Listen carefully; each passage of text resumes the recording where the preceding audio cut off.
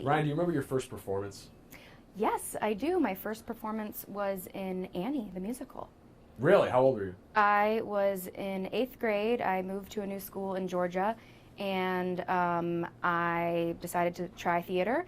And I auditioned for the part of Annie, and I thought it was set in stone. I thought I was ready to get it, and I got the role of Mr. Bundles, the laundryman.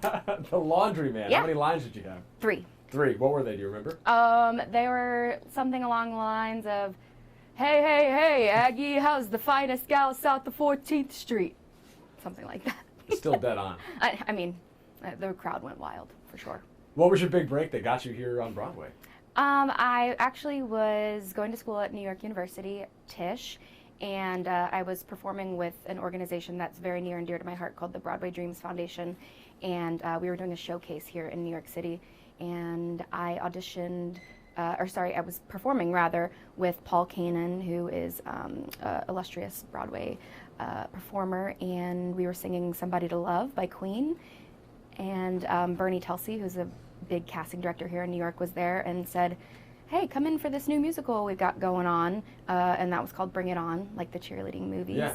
And I went and auditioned for, at the time, I didn't know was such a dream team. Lin-Manuel, Amanda Green, Tom Kitt, Jeff Whitty, Andy Blankenbuehler. They were all writing this new musical called Bring It On. And I got the part of Bridget.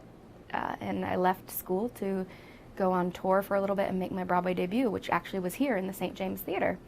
So is that particularly special to you, considering the history here at St. James? Absolutely, absolutely. It's where I made my debut. It was so wonderful to come back.